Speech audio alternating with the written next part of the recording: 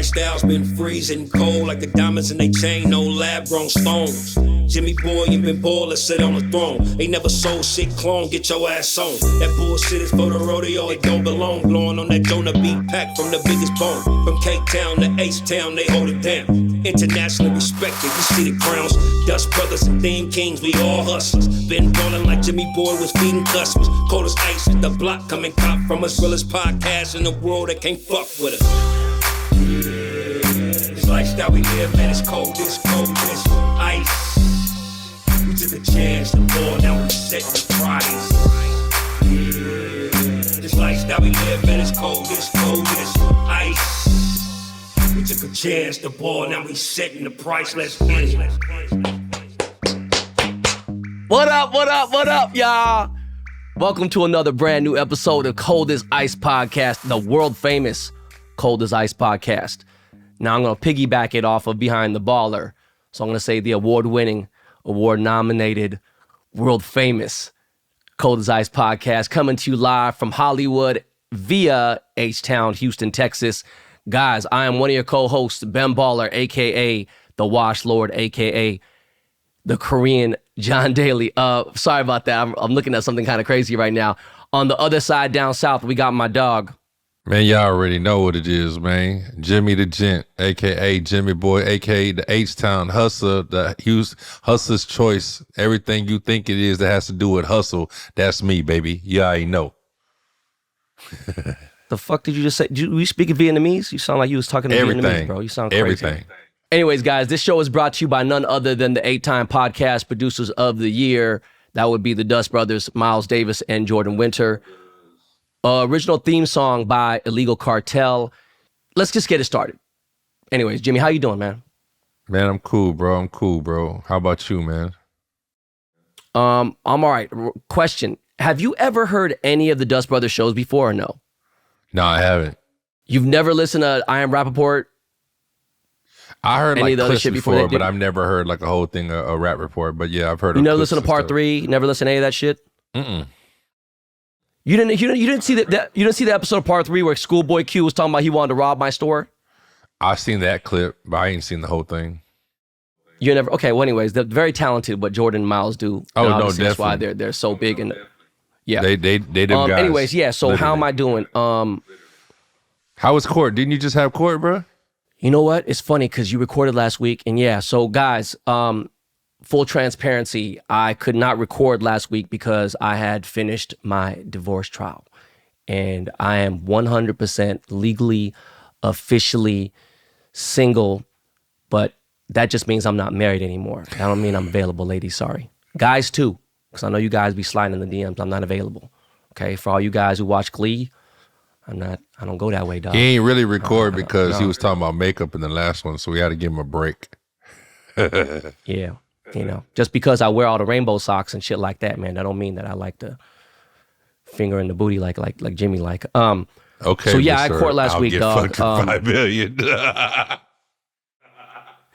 So, without getting too much into it,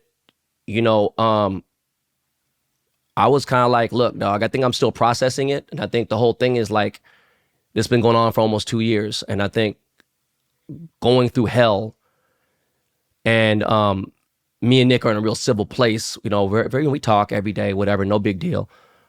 But it was just a weird thing. It's like I almost felt like I did a 2-year bid.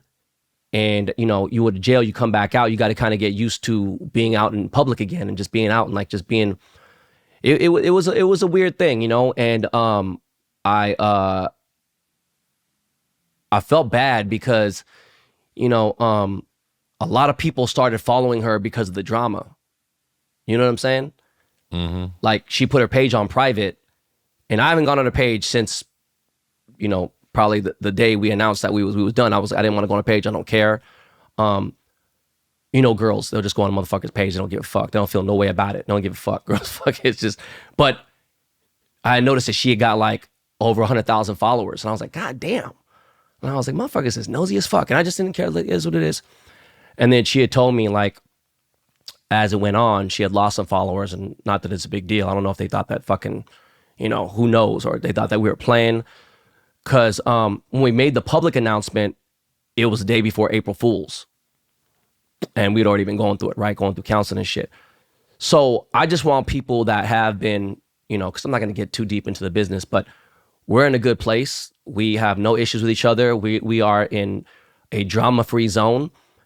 And I'm living my life, she's living her life, and the kids are good, man. You know what I'm saying? I'm just glad they're resilient. So yeah, dog, it was it's a win for everyone, bro. Nobody won, no one lost, or, just trying to be positive about it. So yeah, so court was cool. And I'm just, now just, I'm about to head out to San Diego with my girl. I'm gonna go out there for like 4 days. I got to do some golf shit out there, and just post it up, fam. I'm glad to hear that, bro. I'm glad you took the wins, and main thing, the kids is straight, bro. You know what I mean? When you think about businesses growing their sales beyond forecasts, an often overlooked secret is actually the businesses behind the business making selling simple. For millions of businesses, that business is Shopify. Nobody does selling better than Shopify, home of the #1 checkout on the planet. And the not so secret with Shop Pay that boosts conversions up to 50%. So if you're into growing your business, your commerce platform better, be ready to sell wherever your customers are scrolling or strolling, on the web, in your store, in their feed, and everywhere in between. Businesses that sell more sell on Shopify. Sign up for your $1 per month trial period at shopify.com/baller. That's all lowercase. Go to shopify.com/baller to upgrade your selling today. That's shopify.com/baller. What's up with you? Talking to court, man, just to be honest with you, bro, like this morning I had a case, a trial that I had to go to because I was suing a neighbor of mine that ran into my car. His wife ran into my car with a golf cart, bro, fucked my back end up. Costing me money. They knew they were wrong. They admitted to it, bro. And I had I had the report from the security, everything, bro. I had cameras, different angles, everything, bro. And I'm not gonna lie, I didn't go in there thinking that it was 100% foolproof win, but it was just it was what was right. You didn't have a Ring camera or something? You didn't have no footage outside? I did. I got 16 cameras at my house, bro. I had 4 different angles. I had cameras of 4 different angles of me reversing out my house. Bitch, I got 20. What the fuck are you talking about? I reversed out my house, bro. And I hit the brakes when I seen her. And I hit the brakes and then she hit my car. Okay? They argued saying that,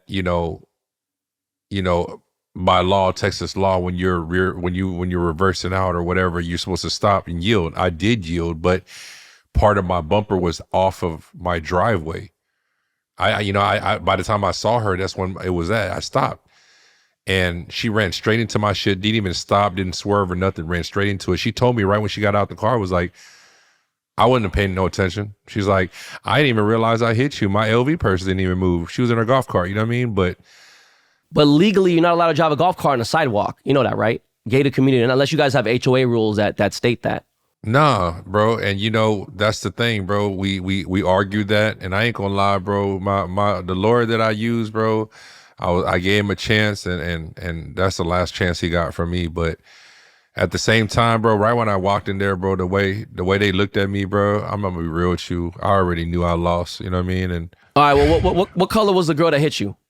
It was a white lady, bro, from Norway. They played that whole card, bro. Her husband's rich. He got bread. The whole time she hit me, she's like, my husband got it. My bad. But basically for me, bro, what I learned today, more of the story, I needed this to happen because I got to remember, living in America, man, you can be as prideful as you want. You can think you're right. But at the end of the day, bro, it's whatever them folks feel like it's going to be. They want it to be, bro.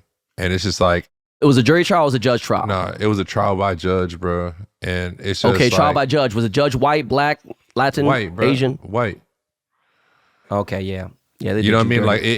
You know what I mean? I lost before I even started. But what I'm just trying to say is that to everybody out there, man, to my hustlers and everything, for me, for a long time, and still partially now, the way I feel is yo, all my life, you know what I'm saying? Everything that I ever did, I held myself accountable. I took my charges. I did my time, all that shit, right? And, when I went legit, man, I had a type of feeling to where it's anybody that I deal with, they need to hold themselves accountable too. They need to be able to take their shit to the chin. You know what I'm saying? And that's how I felt about a lot of these situations. And the crazy thing is, you're gonna learn. Like, I'm gonna give y'all a heads up. Is like, y'all don't go with that mentality, man. Like, it's really true when they say, man, don't put emotions involved in nothing you do, because it's like that shit ain't never gonna work out. You know what I mean? And the crazy thing is, we had mediation right before trial, and you know, they were offering me money. They're like, we know it's partially our fault. We know it. They offered me 50%, and I was like, this ain't even about money.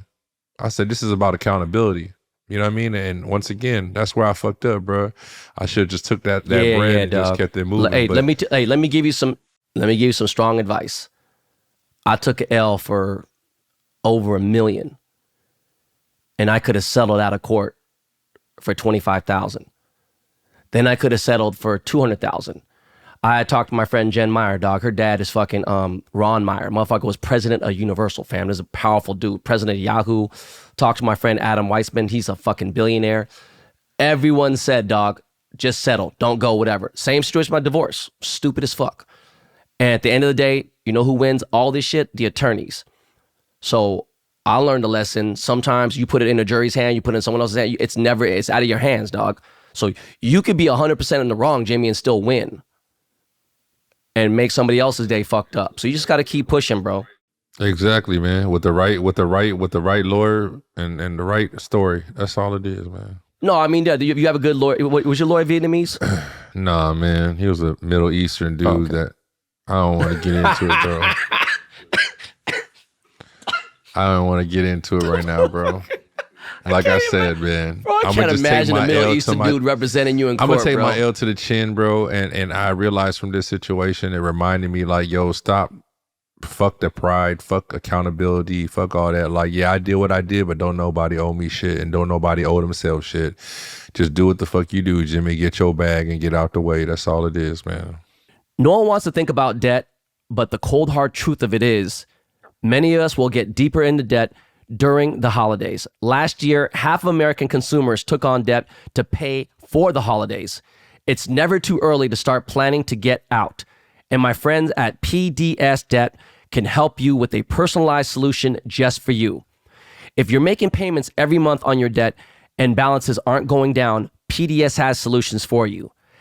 Everyone with $10,000 or more in eligible debt qualifies, and there is no minimum credit score required. Bad and fair credit accepted. Save more while paying off your debt in a fraction of the time.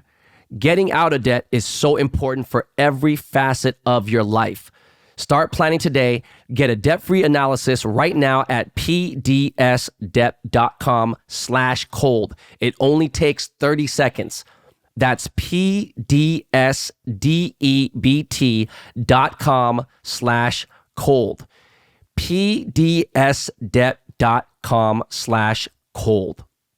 Yep. You know, again, man, you take wins, you take losses. You know what? At the end of the day, Jimmy, look, I know your health may not where you want it ain't where you want to be. You wake up every day, your eyes open, you're breathing. You can walk to your car. You could get in your car and go drive somewhere, do certain things. No, Think about the people that are out there that are not. Bro, even after all said and done, bro, I text my neighbor, you know, and I told him, I said, yo, you know, like, no hard feelings. You know, what's done is done. You know, I hope we can move forward and be respectable neighbors, you know what I mean? And he said, man, I appreciate you reaching out, and it's both a lesson learned for both of us. And I'm going to keep it real, you know what I'm saying? Like, it wasn't about the bread, you know what I mean? And I felt like she held accountability. Trust me, bro.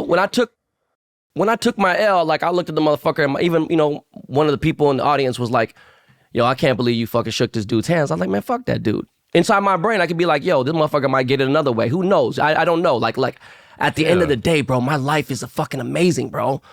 I have people who love me on this earth. I have a great fucking family. I have great kids that are beautiful, and I got potential to do who knows.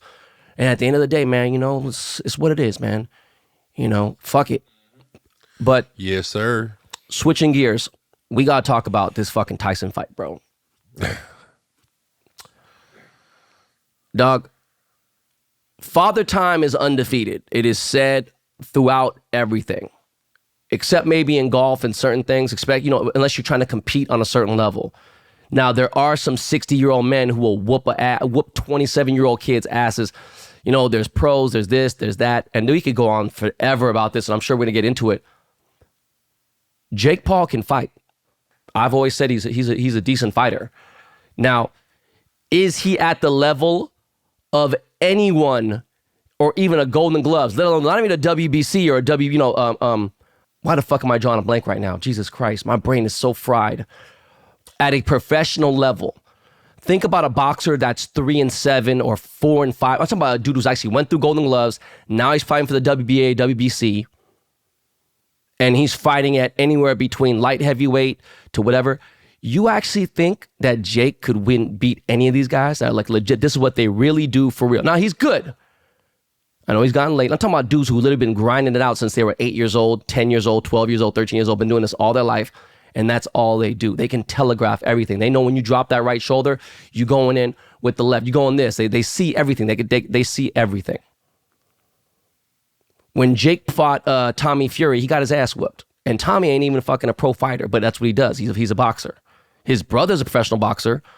You know, one of the best heavyweights out there. But I don't know. It's not about being a hater either.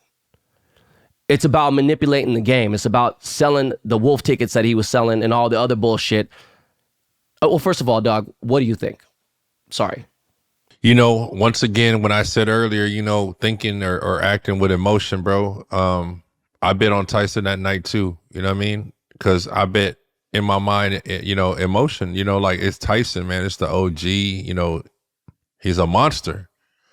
You know, and I think this is a prime example right here of when we hear people say stories like LeBron is better than Jordan or things like that, because this is how people see it, because they're not seeing Jordan in his prime. They just think of the name Jordan, whoever, just like these youngsters, they think of Tyson.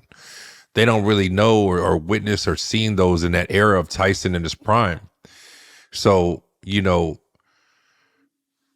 I didn't want him to lose.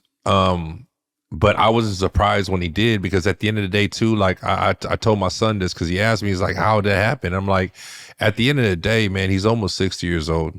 You know, he's old, and yeah, he's a monster. He moved fast and all that stuff, of course. But to me, honestly, if I was him, I would have did the same thing, because I'm not going to go in there and damage myself and fuck myself up for whatever rest of the life I got left. I understand legacy and everything, but I talked about this with somebody, bro. You got to remember is that Tyson's legacy, he was a monster, a beast, but towards the end of his boxing career, he was out of there, bro.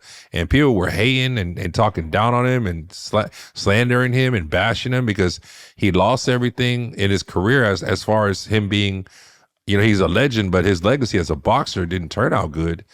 You know, luckily, you know, he came back and did all this other stuff, and he got back up. He's still that monster he is, but I think that's why he did that interview, and he was just like, you know, fuck a legacy. I don't give a fuck about that, because at the end of the day, his boxing legacy didn't turn out well. You know, he ended with biting. In his prime, there was nothing like it. He was the youngest heavyweight, fastest knockout ever, all that shit.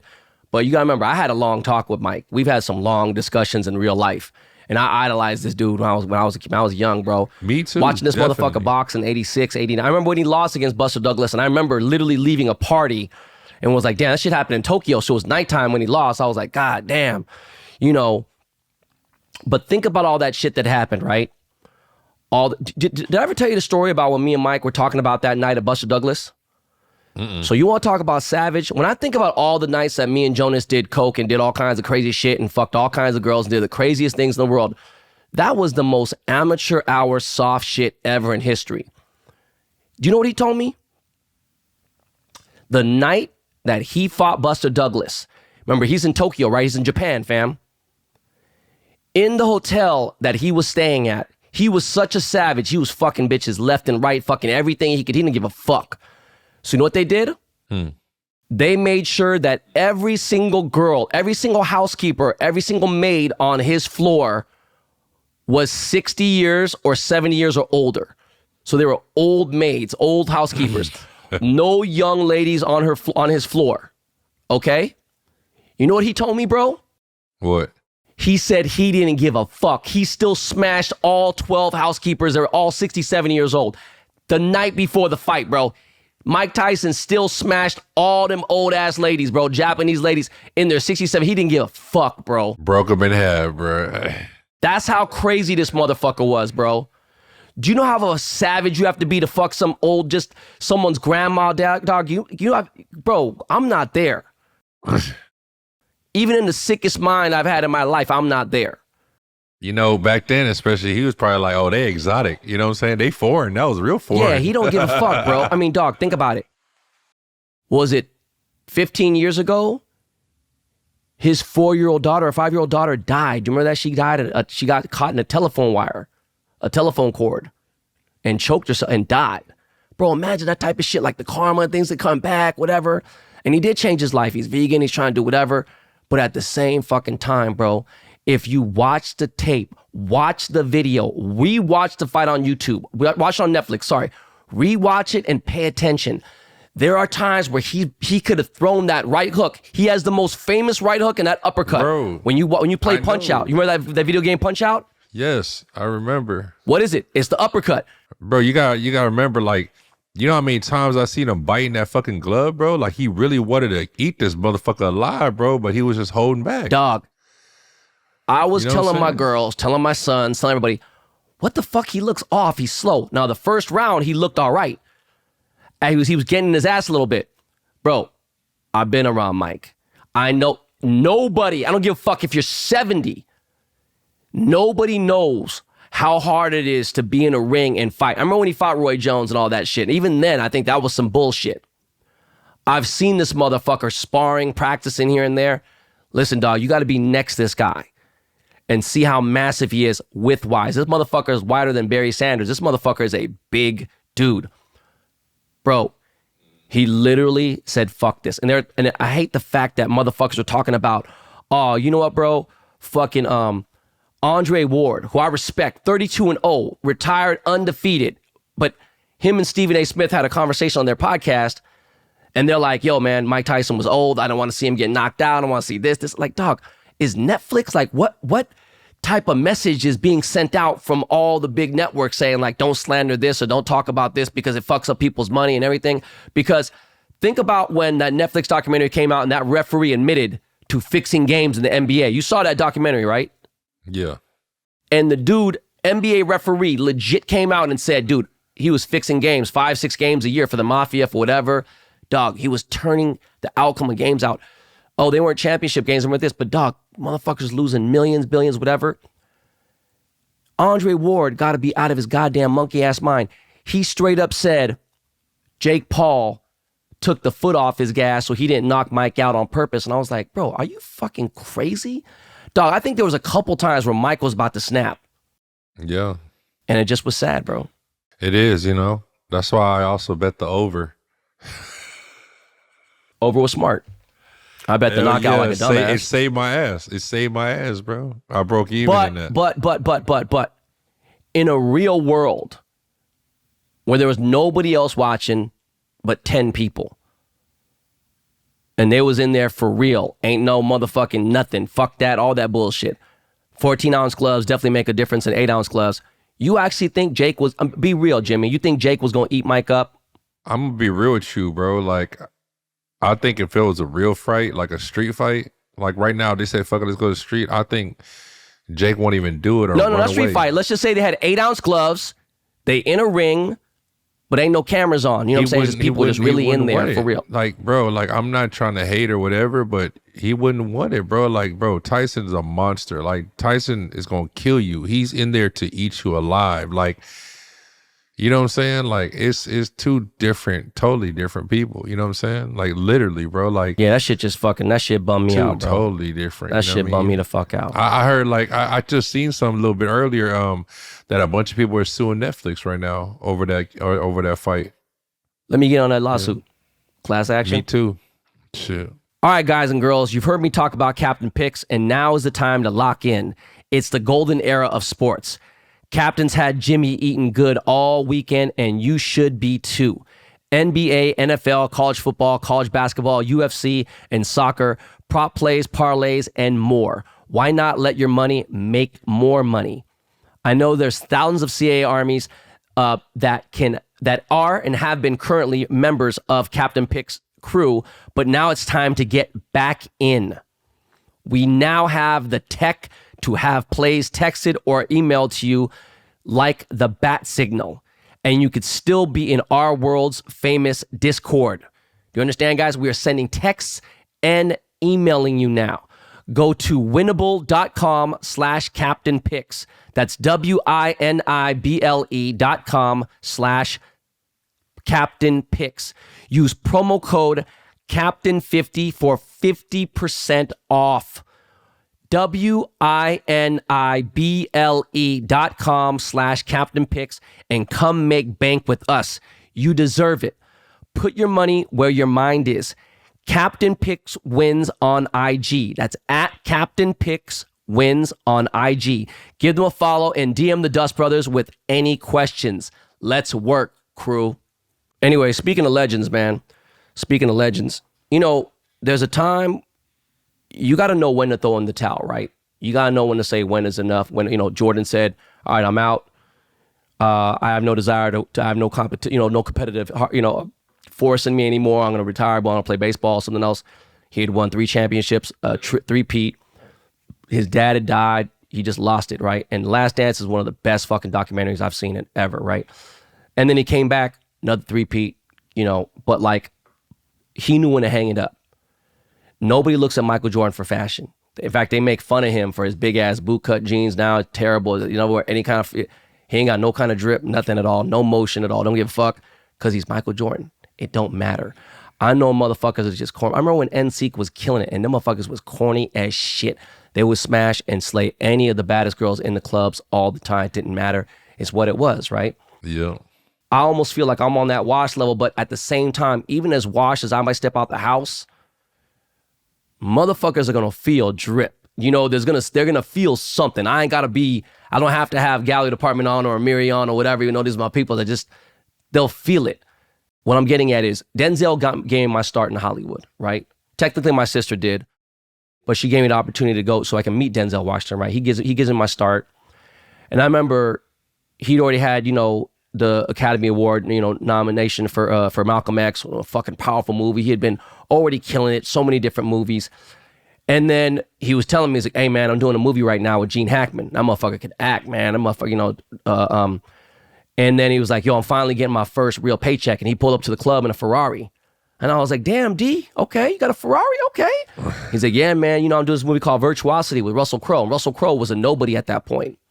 Russell Crowe's a massive actor. It's crazy because they end up doing that movie together and this comes full circle. And he was just telling me, I was like, one time we were driving to Malibu at 4 a.m. and we were fucked up. And we were in Denzel's Porsche and he was like, dog, if I could have a career like Eddie Murphy, man, that's crazy. Now, mind you, remember, this is 1994, bro. So this is this is 20 years ago. No, I'm sorry, shit's 30 years ago. Jesus Christ. And when I look at Denzel's age, bro, Denzel's younger than that. He was somewhat young, right? Kind of killing it. And so the reason why I bring up his name now is he's doing, Gladiator 2 comes out this weekend. Right? Yep. When this episode airs, Gladiator 2 is coming out. Gladiator is one of my favorite movies ever. Yep. That movie's incredible. Ridley Scott, forget about it. Rest in peace, Tony Scott, his brother, amazing director. Movie's one of my favorite ever. Now, I'm hearing mixed reviews about part 2, but, he announced that he's going to retire. He's only doing 3 more films. And he's like, look, I'm over it. Now, he's doing Othello. Mm-hmm.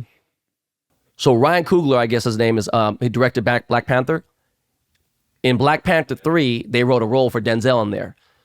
And then yesterday, Denzel announced that they're doing an Equalizer 4 and a 5. And I'm like, dog, I love Equalizer 1, 2, and 3. The motherfuckers are my favorite. So, but then he's saying he's retiring. He's done. He's over. That's it. He don't want to act no more. He don't want to be Morgan Freeman. He don't want to be James Earl Jones. He want to just retire. And I'm not mad at that. I'm just thinking when do you think ideally, when do you want to retire and just be like, look, dog, I'm out the game? That's a good question, bro. You know what I mean? Because it's I had to talk about that literally yesterday with some people. And it's just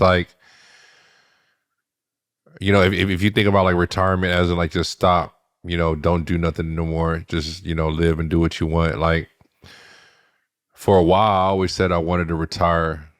What I mean is don't do the work that you've been gifted to do. For you, hustling. For me, designing, creating jewelry, whatever it is. I'm saying for you, like when do you think ideally you'd like to just be done? I've always said I wanted to at 45, bro.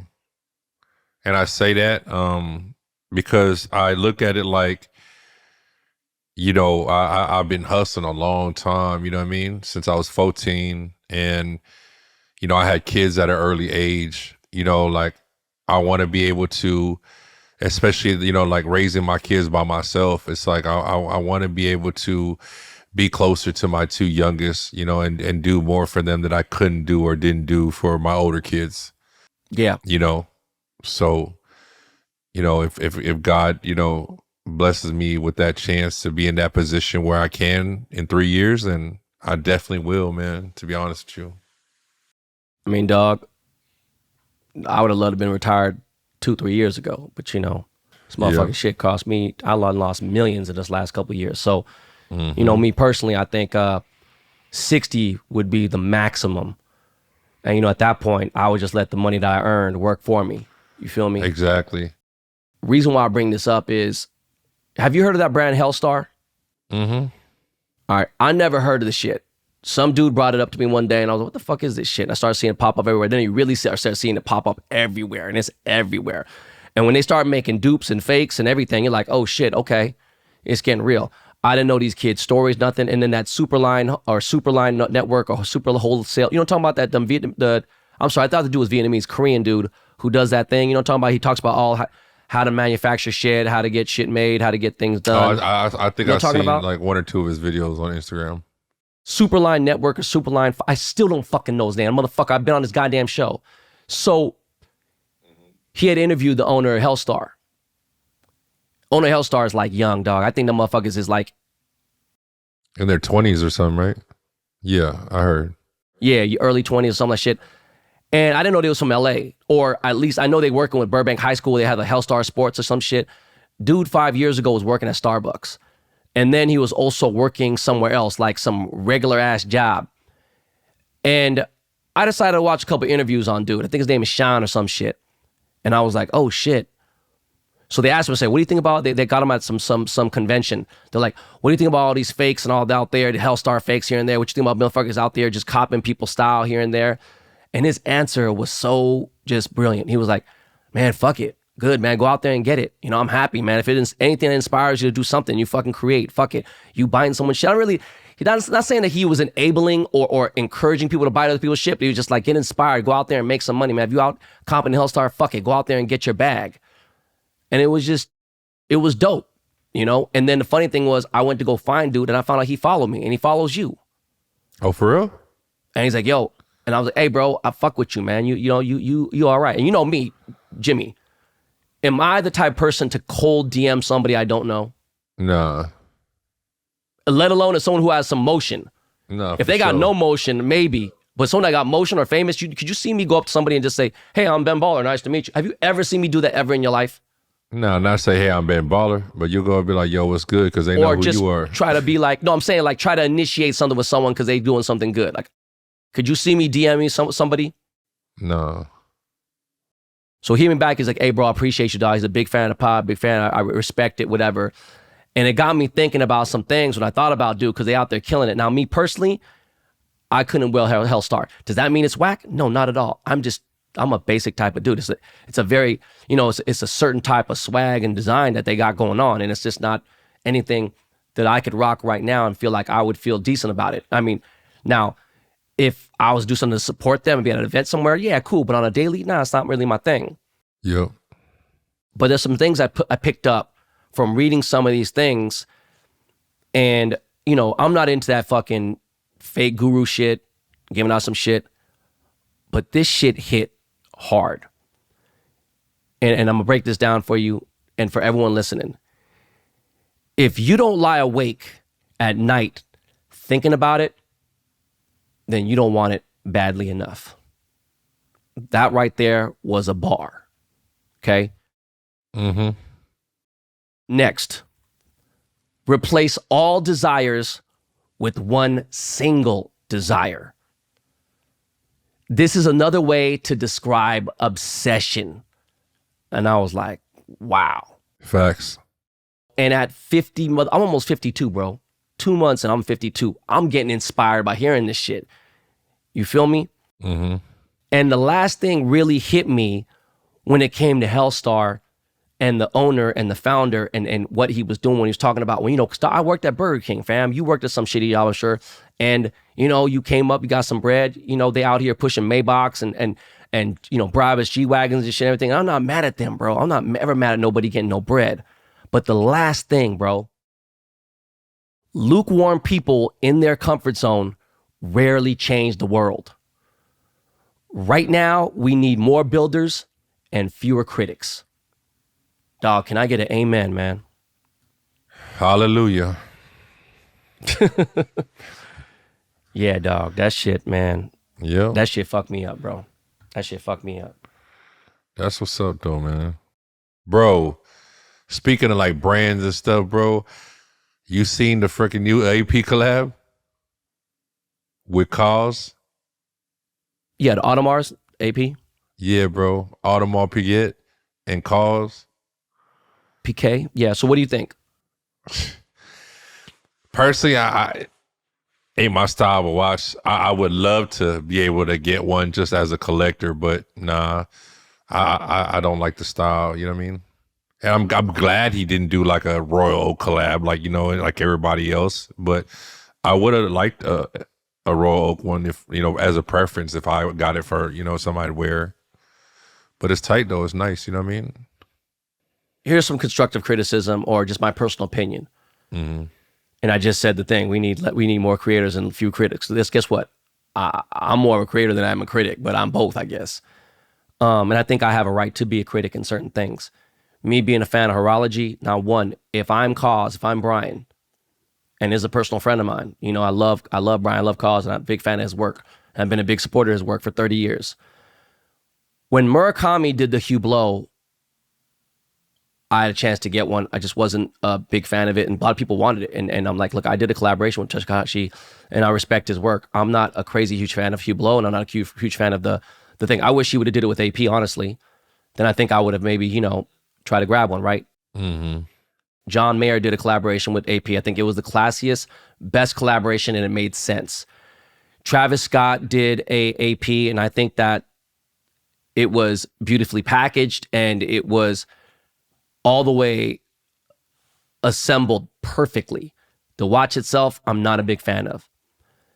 Now, when it comes to Cause, me being such a big Cause fan and a Cause collector, I personally am not the biggest fan of the watch. Now, is it a dope watch? It is a dope watch. Could I get one? I think I probably could. Am I going to get one?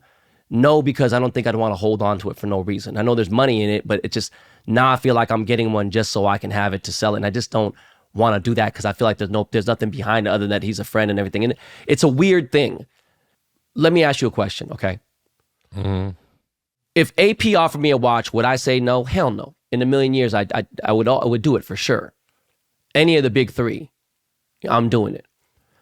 But now when you think about their legacy, and, you know, we talk about this Mike Tyson shit or whatever, Audemars has always had a more higher end legacy than Rolex has had, as far as like a little bit more of a upper echelon horology state of mind. Where they were in the watch game, I feel like Rolex was always Mercedes-Benz, and then Audemars was something more exotic. Do you feel what I'm saying? Yeah, for sure. I agree. In general. Am I wrong? No. You're right. Okay. Now, Rolex is just a bigger timepiece overall here and there. Now, think about this. Do you think Rolex in a million years would do a collaboration with anyone ever? Nah. I mean, even the Supreme collaboration wasn't necessarily a real collaboration. It wasn't. Mm-hmm. There was a Domino's pizza thing. It wasn't a collaboration. It was a custom thing that they did that Rolex actually, you know, did. And, you know, they did it for Domino's Pizza, whatever, boom. They've done, you know, things like, again, like people have done Tiffany & Co. things. But I'm talking about like a collaboration like They're not going to do a Ferrari, Rolex, or whatever the fuck it may be. They don't need to, bro. And to be honest with you, Audemars didn't need to either. Definitely. So I think it's corny that doing these collaborations. And again, John Mayer is a friend of mine. I think his watch is dope. It's different. He didn't put it out there like in a weird thing. He just designed it very cleanly and just put his name to it. But like, Patek Philippe would never in a million years do a collaboration. So that's why I feel like now, I don't give a fuck if it's worth 300 or 400. I may be contradicting myself right now, Jimmy. But when you go to Delilah or you go to Catch Steak, no offense, because I started this shit. I fucked around and ruined fucking fat, like, dog, I actually miss seeing people in the 40s, 50s, and 60s or 70s when you see someone go to the Polo Lounge or go somewhere nice and wearing a suit, wearing a top hat. When this dude told me one time, he was shining shoes, and he goes, when you see someone wearing a hat, like a nice fedora or something, he's like, now he's fully dressed. Yeah. He's got the suit, he's got the vest, he's got the shoes, got everything, He's got the fucking handkerchief, he's got the hat on, he's fully dressed. You go to Delilah, you go to Catch Steak, you go to one of these places now, you see motherfuckers wearing fucking Amiri jeans, a Gallery Department shirt, and I'm not trying to make fun of you or me or whatever, but it's like, dog, go in there and dress a little, I'm like, come in there with a little bit more. Like, you see A$AP Rocky, he's always going to be dressed to the nines. I just don't think people put any effort into what they're wearing. Just because your t-shirt cost $300 don't mean you dressed right. You're right. That's why I feel like the game is fucked up. And I feel like people are like, oh, well, look at the wrist, look at this. You can do whatever you want to. CEOs are wearing this. And just people are just taking quotes and just misfucking quoting everyone and taking the idea of something and fucking it up. Literally misquoting. I love the way you put that. Just because you Gucci down, Louis down, don't mean that you out there bossing. I said, no, you hit it right on the spot when you said that. You know what I mean? Misquoting. That shit just kind of fucking, it just kind of fucked me up. That's all, dog. I feel like it just ruined the legacy, dog. Yeah, like I had somebody reach out to me that worked for AP. They were telling me, I think it's like $250 for it. 200. I like, and I try to collect, you know me, I try to hit you every time when there's a chance I'm trying to collect some calls. And I don't feel like this is something that's going to be one of the, collectibles, honestly. Nope. I don't think so either. But hey, big ups to him. You know what I mean? Like, that's some... Nah, dog. Shit, not that's mad. You know what I'm saying? Like, dog, good for him, man. Yeah, that's a dope move, It's another thing, too. I was talking about how people misquote things and people do shit. I have a question for you. This is just on some street shit. I'm just wondering what it is. I say it sometimes, too, and it's weird. Have you ever noticed when you have some passive-aggressive shit and you say something, when someone says something bad to you, like someone says something and they're saying something negative, they're saying something threatening, but they're saying a term of endearment while they're threatening you. And what I'm saying is, be like, hey, what's up, homie? You know what I'm saying? You need some help, homie? Like, they're calling somebody homie, but they want to go out and hurt this person. They want to go knock them out. You know what I mean? You mean like when somebody be like, yo, what's up? You good? Like, you good? Like that type shit? No, I'm talking about like, yo, hey, you a bitch, my guy. All right. Are you my guy or are you a bitch? Like, what are you talking about? You know what I'm saying? How is he your guy then if he's a bitch? You know what I'm saying? Bro, it's hey, homie, you gay as fuck. Hey, homie, you a bitch, homie. Homie, you know what's funny to bro? me? The ones that get loud and crazy and be like, I ain't one to mess with. You fucking with the wrong one. You messing with the wrong one. Like, bro, like, you not telling me nothing I don't need to know. You know what I'm saying? Like, it's a coin toss if they get knocked out. Are you the right one or you the wrong one, bro? You know what I'm saying? You never know what it is. As soon as I feel it threatened anyway, I'm going to do what I got to do. You know what I mean? It's simple as that. Like, you talk all you want. You know what I mean? Like, don't be surprised when something else come. Ain't no words coming. Yeah. Hey, real quick, guys. Next week for Thanksgiving, we are going to have a pod on Black Friday. Next Black Friday, we are dropping a pod. I just want you guys to know that we are doing fan questions. It's been 5 episodes. We're supposed to do it once a month, which is fine. As long as we do it like every 4 to 6 episodes, we drop our fan questions. So we're doing a holiday special fan questions. You want to get some New Year's shit out. You want to ask me and Jimmy about anything, whatever the fuck it may be. Send your fam questions to coldasicepod@gmail.com. So don't forget, fan questions next week. It's going to be on. What are you doing for Thanksgiving? Man, I'm going to chill, man. My daughter's coming home. We're going to kick it. I'm going to do a little thing at the house, man. Just have the family come over, bro. Yeah. What you about to do? I'm just going to chill. Actually, you know what? My bad. I'm going to my girl's house for Thanksgiving, dog. So she's doing 2 Thanksgivings at the house. Oh, nice. The daytime's going to be the regular traditional American Thanksgiving. And then at 11 or midnight, it's a Vietnamese Thanksgiving. Oh, okay. Lit. Yeah, so it's going to be lit. I mean, I've already met her family. I met Sounds her sisters and brothers and everybody. So it's going to be all the Vietnamese and everything's going to be a big ass parade. And the crazy thing is, dog, is I'm staying at a golf course. How lit is that? I'm staying at a golf course. I'm going to be chilling, fucking, you know what I'm saying, playing golf out there, chilling, kicking it, vibing. And then, because I had the kids last year for Thanksgiving, so Nick got the kids this year. So what I was going to say is next year for Thanksgiving, it would be dope if I either fly to you or y'all fly here. Yeah. And we do a Thanksgiving dinner together. I'm being serious, bro. We did. No, for real. I think that'd be tight. That should be lit, bro. Or you come to you know what I'm saying, my lady's crib, but with her mom's, and her mom already fuck with you, bro. You know, the whole Paris, is it Paris by night or what was it called again? Yeah, Paris by night. Yeah. By the way, anybody Vietnamese, if you know what Paris by night is, go look up Jimmy's dad, man. You're going to fucking trip out. Yeah, Paris by Night 1 and 2, man. CBC band. Y'all know what it is, man. CBC. That's crazy because CBC is my company. You know what I'm saying? That's nuts.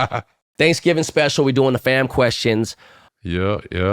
Gladiator 2 again. I can't wait to see Gladiator 2. Oh, by the way, I'm going to do a review on Gladiator 2 next week. We're going to do a Gladiator 2 review because we're going to watch it this weekend. Last thing I want to do before we end this. I'm going to go watch it too so we can do the preview. Yep. All right, yeah. Go watch it this weekend so we can both give our own reviews. Mm-hmm. Hey, one last thing I want to talk about because it's Thanksgiving coming up, it's the holidays coming up, and it's something that's really sad, bro. And it was just something that came across my page on Twitter, and it's really sad. But I just wanted to talk about it. And what you think? I want to know what your thoughts were. Mm-hmm. The New York Times wrote that 1 in 8 public school students in New York City, 1 in 8. Public school students in New York City last year were homeless. Damn. They did not have a permanent stay of residence. Doc, 1 in 8 New York City kids in public school were homeless, bro. That shit breaks my motherfucking heart, bro. That shit is so fucking sad, bro. Dog. I'm just curious, like, what you think about that, man? You know, it's crazy, bro, because, every year I do my Christmas giveaway. You know what I'm saying? Yeah. It's crazy because 2 years ago, we started doing it at a school in A-Leaf. It's an elementary school.